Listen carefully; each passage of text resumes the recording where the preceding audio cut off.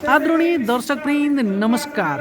तपाईहरू हेर्दै हुनुहुन्छ परिवर्तन न्युज .com। त आउनुहोस् दर्शकवृन्द, आज हामीहरू पोखरा महानगरपालिकामा रहेको व्हाइट हाउस पार्टी प्यालेसमा छौँ, जहाँ नेकपा एकीकृत समाजवादीले आफ्नो कार्यक्रम गरिरहेको छ, आफ्नो सङ्गठन विस्तार गरिरहेको छ। यो पृष्ठभूमिमा तपाईँले देखिरहनु भएको छ। आजका प्रमुख अतिथि हुनुहुन्छ माधव कुमार नेपाल। विशिष्ट अतिथि हुनुहुन्छ केशवलाल श्रेष्ठ।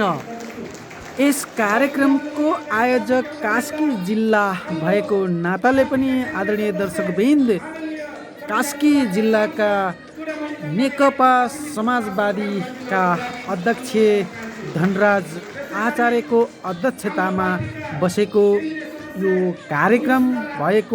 कार्यक्रमको सञ्चालन होम नेपाली नेकपा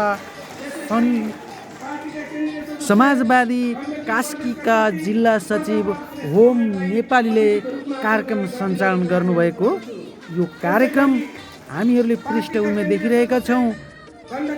कसले के भन्यो भन्ने कुरा भन्दा पनि यो बृहत मास देखिरहेका छौँ। व्हाइट हाउस पार्टी प्यालेसमा बस्नको लागि स्थान छैन जस्तो हामीले देखिरहेका छौँ। जस्तो सोचिएको थियो गण्डकी प्रदेशमा नेकपा समाजवादीले केही मान्छेहरू पनि जम्मा गर्न सक्दैन, यसको शक्ति पनि केही पनि छैन भनिरहेको यो परिवेशमा व्हाइट हाउस पार्टी प्यालेसलाई नै पुरै भरिने गरी सभ्य र भव्य तरिकाले मनाइरहेको देख्दाखेरि साँच्चै नै नेकपा समाजवादी एकीकृत पार्टीमा गण्डकी प्रदेश कमजोर ठानिएको भए पनि यो कमजोर होइन कि भने जस्तो देखाइरहेको छ।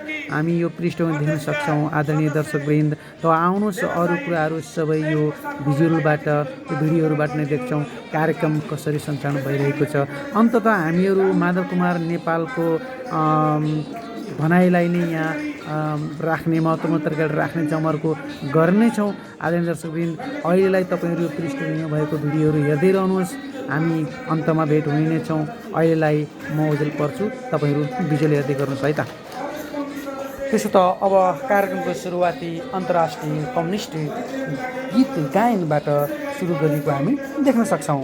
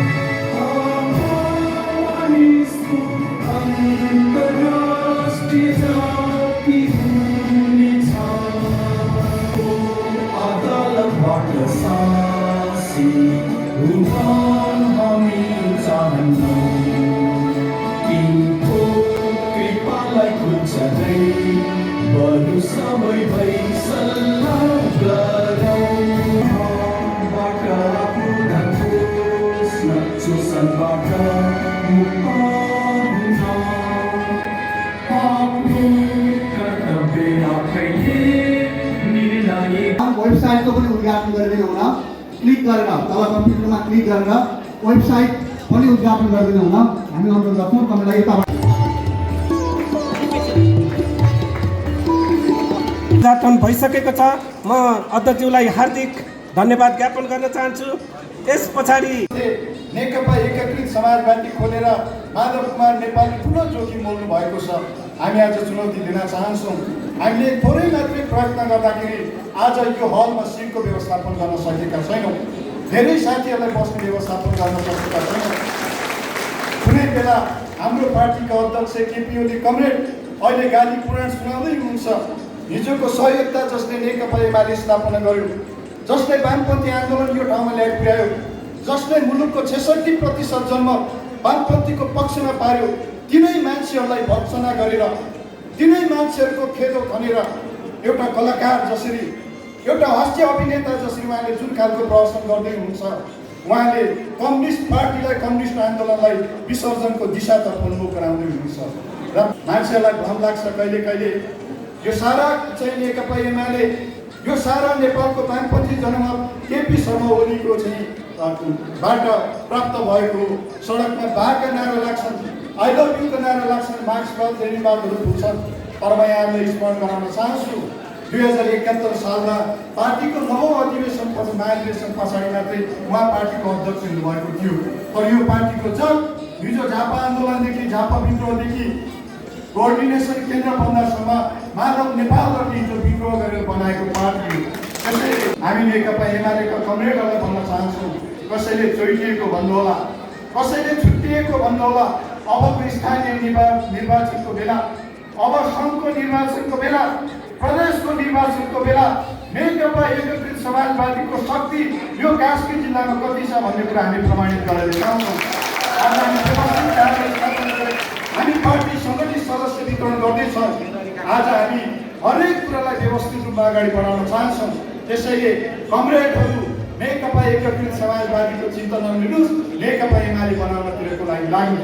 हिजो हामीलाई समानान्तर कमिटी बनाएर विद्रोह गर्नको लागि उत्साहले कमरेडहरूले अस्ति केही दिन अगाडि सभागृहमा भाषण गर्नुभएको छ।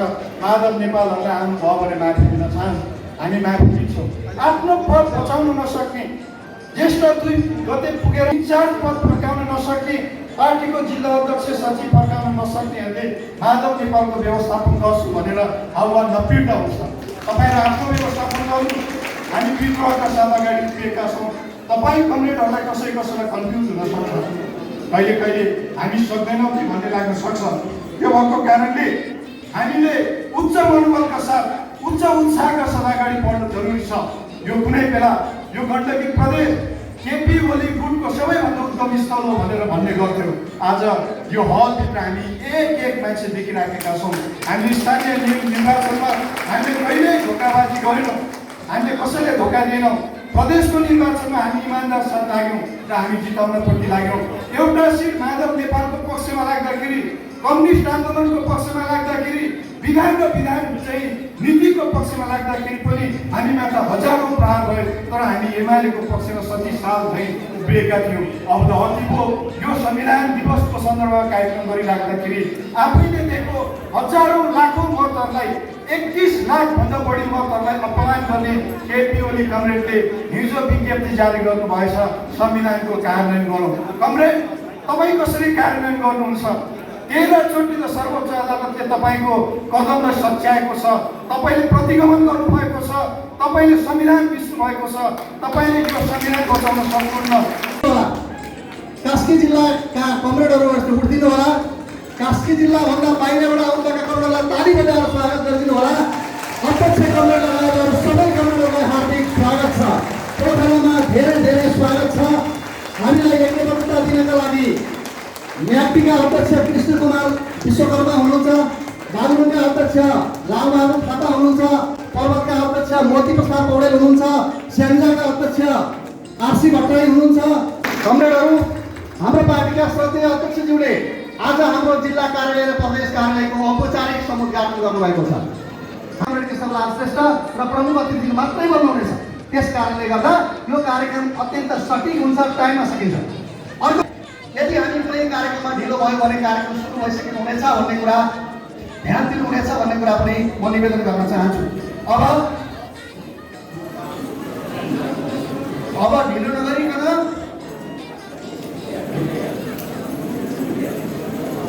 र त्यहीमा मैले छुटाएको छु वक्ताका रूपमा गण्डकी प्रदेशका एक मात्रै माननीय सदस्य कृष्ण कुमार श्रेष्ठ, जो अत्यन्त ठुलो विद्रोह गरेर हाम्रो बिचमा हुनुहुन्छ, हामी सबैका प्रिय नेता हुनुहुन्छ। उहाँलाई पनि म 5 मिनटसम्म भित्र अहिले श्रोतामा राख्नुहुनेछ। यदि मैले छुटाएको त्यो कुरा अनुरोध गर्न चाहन्छु। कोही पनि वाम बुद्धिजीवीहरू हाम्रो बिचमा छैनन् भन्ने हौवा थियो, तर हामीले निकै ठुलो सङ्ख्यामा बुद्धिजीवी साथीहरूको उपस्थितिमा बुद्धिजीवीहरूको आउने 16 गते पोखरामा एउटा बृहत कम्तीमा 500 बुद्धिजीवीहरूको बिचमा दुईटा विषयमा कार्यक्रम प्रस्तुत गरेर कार्यक्रम गर्ने गरिकन बुद्धिजीवी परिषदको आयोजक कमिटी बनाएका छौँ। त्यसका अध्यक्ष हुनुहुन्छ प्राध्यापक डाक्टर टङ्कराज अधिकारी। म डाक्टर साहबलाई आफ्नो ठाउँमा उठ्नका लागि अनुरोध गर्दछु र सचिव हुनुहुन्छ कमरेड पदम तवाडी, कमरेड असीम गुरुङ अध्यक्ष, उपाध्यक्ष सचिव नवराज देवकोटा, सहसचिव राजन तामाङ। नेपाल कास्की गठन गरिएको छ। म कमरेड असीम गुरुङ र युवा सङ्घका साथीहरूलाई एकचोटि उठ्नका लागि अनुरोध गर्दछु। असीम गुरुङ युवा सङ्घ अध्यक्ष यहाँ हुनुहुन्छ। यो 81 सदस्य युवा सङ्घ नेपाल कास्की गठन गरिएको छ। त्यसरी नै महानगरमा सुमन ढुङ्गाना अध्यक्ष रहेको 101 सदस्यीय युवा सङ्घ पोखरा महानगर पनि हामीले गठन गरेका भएको छ। विभिन्न पार्टीहरूबाट नेकपा एकीकृत समाजवादीमा प्रवेश गर्नेहरूलाई आजका प्रमुख अतिथि माधव कुमार नेपालले खादा वाढाएर स्वागत गरिरहेको देख्न सक्छौँ। आदरणीय दर्शकवृन्द, तपाईँहरू हेर्दै गर्नुहोस् है त।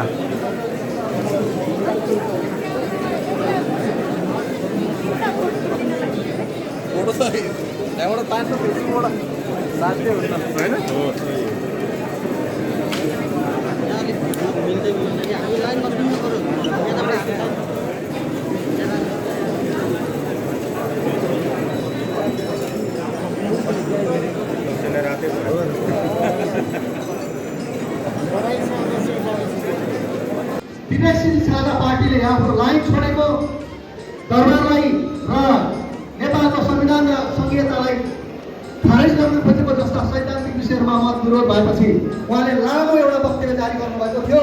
त्यसपछिको अगाडि आएर कमरेड माधव नेपालसँग सम्मान गर्नका लागि म हार्दिक अनुरोध गर्दछु। उहाँले त्यो पार्टी छोडेर आइरहेदेखि उहाँ मात्र होइन, त्यो पार्टीका अधिकांश कार्यकर्ता सहित कमरेड हाम्रो पार्टीमा एकराज नेउपाने जो विवेकशील पार्टीमा हुनुहुन्थ्यो, अहिले उहाँ नेपाल कम्युनिस्ट पार्टी समाजवादीमा प्रवेश गर्नुभएको उहाँले हातहरुवा त्यसो त आदरणीय दर्शकवृन्द, यो कमिटीहरू गठन भइसकेका तर शपथ ग्रहण गर्न छुट्नु भएकाहरूलाई आज नेकपा संयुक्त एकीकृत समाजवादीका अध्यक्ष माधव कुमार नेपालले शपथ ग्रहण पाउने कार्यक्रम भएअनुसार हामी देख्न सक्छौँ। पृष्ठभूमिमा नेपाल कम्युनिस्ट पार्टी एकीकृत समाजवादीको कमिटीको नाम भन्नुहोस्। जिम्मेवारी लिइरहेको यस घडी महत्त्वपूर्ण घडीमा पार्टीको गोपनीयता तथा एकता जिन्दाबाद जिन्दाबाद। धन्यवाद। नेपाल कम्युनिस्ट पार्टी एकीकृत समाजवादीका अध्यक्ष संविधान र संसद जोगाउनु भयो, त्यसको निम्ति म कमरेडलाई लाल सलाम पक्राउन चाहन्छु। हामीले पार्टीभित्र विद्रोह गरेका हौँ। भोलि केपी ओली कमरेड सकिएर फेरि विधि विधानमा र नियम पद्धतिमा आउनुहुन्छ र माफी माग्नुहुन्छ। मैले संसद विघटन गर्ने कुरा गल्ती भएछ भन्नुभयो भने फेरि यो पार्टी एकता हुन सक्छ भन्ने मलाई चाहिँ लागेको छ।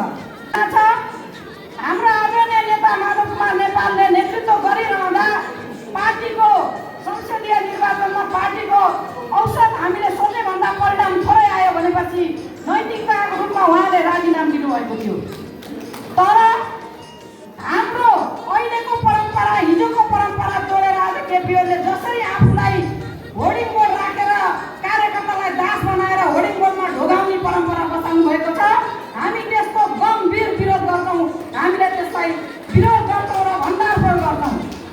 हामी व्यक्ति पूजाको पक्षमा छैनौँ। त्यसै समयभावका कारणले धेरै युवा साथीहरूको नाम छुट्न गएको छ। म अगाडि बढाउन चाहन्छु, कृपया क्रमशः अगाडि आइदिनु होला। रञ्जित गुरुङ जो बुद्धिस्ट भोलिन्टियरको चाहिँ संयोजक हुनुहुन्छ, कास्की संयोजक सबैलाई एकचोटि गरी रञ्जित गुरुङ यताबाट कला है केही न केही त पक्कै हुन्छ। यतिसँग माया प्रति किन? अनि कोभिड-19 को त्यत्रो औषधि भ्याक्सिन ल्याउनु पर्ने बेलामा अनि फेरि त्यसैमा कमिसनको चक्कर किन? अनि जग्गाहरू 47 अरबको तपाईँ सुन्दै हुनुहुन्छ। झापामा त्यस्तै किसिमको अर्बौंको भ्रष्टाचारको कुरा सुन्दै हुनुहुन्छ। अनि वाइल्ड बडी जहाजको भ्रष्टाचारको कुरा सुन्दै हुनुहुन्छ। किन छानबिन हुँदैन? यही कसैको त्यसमा संलग्नता छैन भने छानबिन गर्न किन अगाडि नबढेको? यदि कसैले आफू त्यसमा संलग्न भयो भने कुरा उठिसकेपछि छानबिन गर्नुपर्ने हुँदैन? त्यसो भए म सरकारसँग भन्न चाहन्छु कि प्रत्येक यस्ता भ्रष्टाचारको घटनाको बारेमा, भ्रष्टाचारको केसको बारेमा छानबिन गर्ने काम गरोस्। देशलाई लुट्न पाइँदैन, मुलुकलाई लुट्न पाइँदैन। कसले लुट्यो कसले लुटेन हामी भन्दैनौँ अहिले, किनभने नभएको, प्रमाणित नभएको कुरामा आरोप लगाउन पनि हुँदैन। तर मैले आफै देखेको छु वाइट बडीमा, मैले आफै देखेको छु विमान खरिदमा एउटा भाउ दिएको छ अनि पैसा त्योभन्दा बढी तिरेको छ। अनि हामीले फाइल पठाएका छौँ, सरकारले फाइल दराजभित्र थन्काइदिएको छ। कराउँछौँ, चिच्याउँछौँ, सुन्दैन। त्यसो हुनाले समस्या के पर्यो भने न पार्टीभित्र सुनवाई छ न राज्यमा सुनवाई छ। किनभने जब निरङ्कुश प्रवृत्ति हावी हुन्छ भने, जब सर्वसत्तावादी प्रवृत्ति हावी हुन्छ भने, जब व्यक्तिवादी प्रवृत्ति हावी हुन्छ भने, अनि त्यस्तो प्रवृत्तिले कसैलाई टेर्दैन। उसलाई कानुनको पनि माया हुँदैन, संविधानको माया हुँदैन, देशको माया हुँदैन, जनताको माया हुँदैन। त्यसो हुनाले हामीले अब देशलाई माया गर्नुपर्छ, संविधानको रक्षा गर्नुपर्छ, परिवर्तनको यो यत्रो उपलब्धिको रक्षा गर्नुपर्छ। हामीले यत्रो त्याग तपस्या बलिदान गरेर ल्याएका जम्मै पनि उपलब्धिहरू छन्, यसलाई जोगाउने काम गर्नुपर्छ।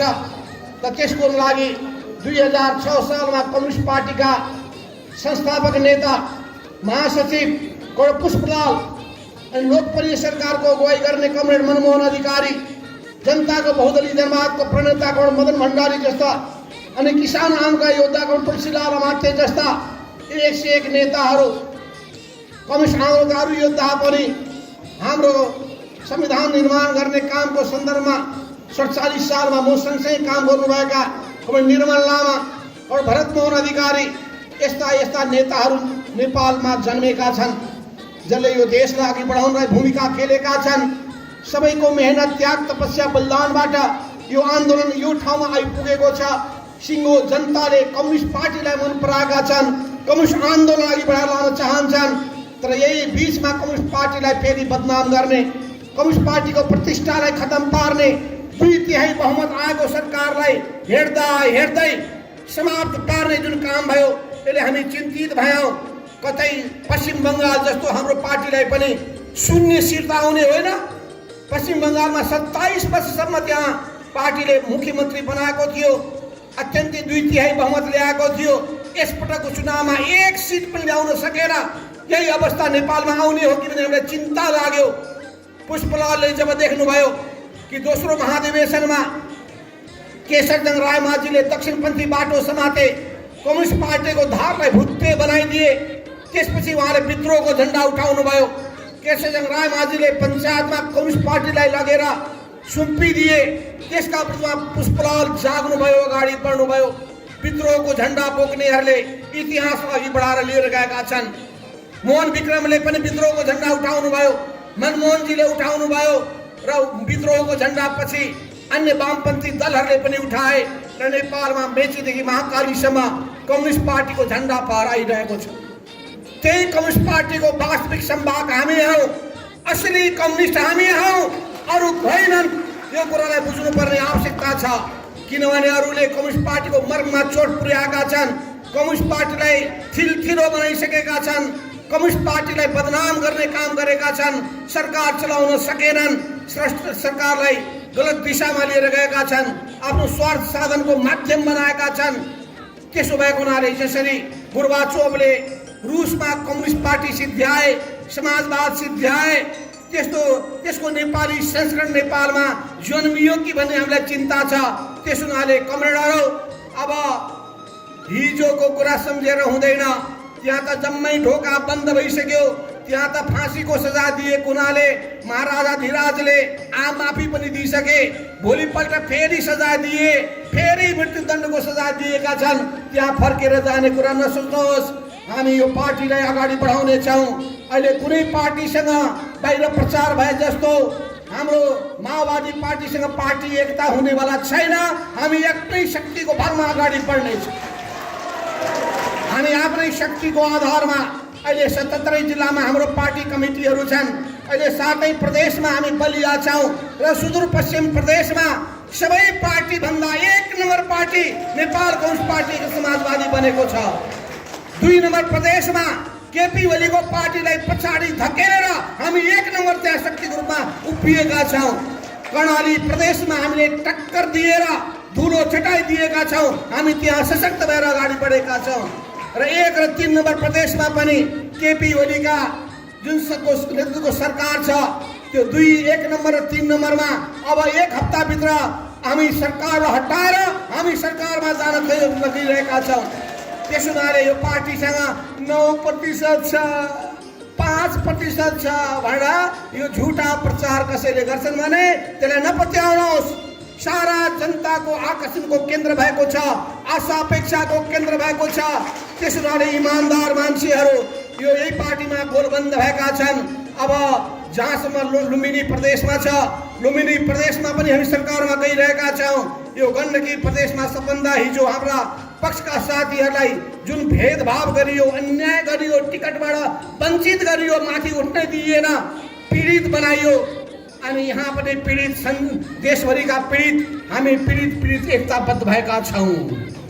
यो पार्टीलाई नयाँ ढङ्गले अघि बढाएर लान खोजिरहेका छौँ। देशलाई नयाँ ढङ्गले अघि बढाउन खोजिरहेका छौँ। जनताको पीडालाई सरकारले राम्ररी सम्बोधन विगतमा गरेन। अबको सरकारले सम्बोधन गर्नुपर्छ। विगतका कमजोरले दोहोऱ्याउनु हुँदैन। यस पक्षमा हामी रहेका छौँ। त्यस हुनाले हामीबाट जनताले आशा गरेका छन्। त्यस हुनाले अबको चुनावसम्म हामी यो 5 मोर्चाको गठबन्धनलाई बलियो बनाउनेछौँ र यही हप्ताभित्र हामी केन्द्रीय सरकारमा पनि अब मन्त्रीहरू पठाइरहेका छौँ। त्यस हुनाले कसैले केही प्रचार गरोस्। अनेक राजनीतिक नियुक्तिहरू छन्। ती नियुक्तिमा जसरी आसेपासेलाई विगतमा पठाइएको थियो, योग्यता क्षमता नभएकालाई पनि पठाइएको थियो, अनुचित काम गर्नेलाई पनि पठाइएको थियो, स्याल हुइया मचाउनेलाई पठाइएको थियो, जताभावी लेख्नेलाई पठाइएको थियो, आफूसँग असहमत भएकाको मानवर्धन गर्न पठाइएको थियो। ती सबैबाट मुक्त भएर हामीले त्यसमा पनि समुचित ढङ्गले व्यवस्थापन गर्न गइरहेका छौँ। त्यस हुनाले उपस्थित कमरेडहरू, हामीले यो जुन कदम चालेका छौँ, देशको निम्ति चालेका छौँ, जनताको निम्ति चालेका छौँ, क्रान्तिकारी पार्टी बनाउनका निम्ति चालेका छौँ, समाज परिवर्तन गर्नका निम्ति चालेका छौँ। किनभने हाम्रो उद्देश्य हो सामाजिक, आर्थिक, सांस्कृतिक रूपान्तरणको यो महान अभियानलाई हामी गति प्रदान गर्नेछौँ। राम्रा कुराहरू ग्रहण गर्नेछौँ। जनताको लोकप्रिय आन्दोलनको अगुवाई गर्नेछौँ। जनताको साथमा हामी रहनेछौँ। जनताले पनि हामीलाई साथ दिनेछन्। त्यस हुनाले सबै कमरेडलाई भन्न चाहन्छु, आफ्नो ठाउँमा नियमित रूपमा पार्टीको मिटिङको बैठक बस्नुहोस्, एजेन्डामा छलफल गर्नुहोस्, सबैको कुराहरू सुन्नुहोस्, कुराहरूको तपाईँ निचोड निकाल्नुहोस्, विचारको संश्लेषण गर्नुहोस्। नयाँ विचार हामीलाई चाहिएको छ। हामी अहिले 9 महाधिवेशनको राजनीतिक कार्यदिशालाई केन्द्रबिन्दुमा राखेर अगाडि बढ्नेछौँ। किनभने 9 महाधिवेशनमा जुन विचारहरू आएको छ त्यो मार्क्सवाद लेनिनवादलाई मार्ग सिद्धान्त बनाएर जनताको बहुदलीय जनवादको मर्मलाई आत्मसात गरेर अगाडि बढ्ने, नेपाली समाज पुँजीवादको प्रारम्भिक चरणमा पुगेको हुनाले समाजवादको दिशामा लिएर जाने, त्यो समाजवादको दिशामा हामी अगाडि बढ्ने हुनाले सामाजिक न्यायको निम्ति अनि समृद्धिका लागि, समानताका लागि समाजवादको दिशामा हामी अगाडि बढ्ने हुनाले नेपाली विशेषताको समाजवाद कस्तो हुनेछ, नेपालको विशेषतामा कस्तो समाजवादले नेपाली जनताको हित र कल्याण गर्न सक्दछ, यसमा बृहत छलफल गरेर हामी नयाँ मोडेल अगाडि सार्नेछौँ। त्यो नयाँ मोडेल अगाडि सारेर तपाईँहरूको विचार भावनालाई समेटेर, जनताको पीडा र वेदनालाई समेटेर, जनताका चाहना र इच्छालाई समेटेर हामी नयाँ ढङ्गले अगाडि बढ्ने सङ्कल्प गर्दै यो सिङ्गो प्रदेशमा नेपाल कम्युनिस्ट पार्टी एकीकृत समाजवादीको झन्डा बुलन्द गर्नका लागि अगाडि बढ्नुहोस् भन्ने आह्वान गरेर म आफ्नो भनाइ यहीँ टुङ्ग्याउँछु। धन्यवाद। लाल सलाम। हस् त आदरणीय दर्शकवृन्द, आजको यो कार्यक्रमबाट मलाई पनि बिदा दिनुहोस्। हेर्दै रहनुहोला परिवर्तनन्युज.com। प्रकाश अधिकारी बिदा चाहन्छु। नमस्ते।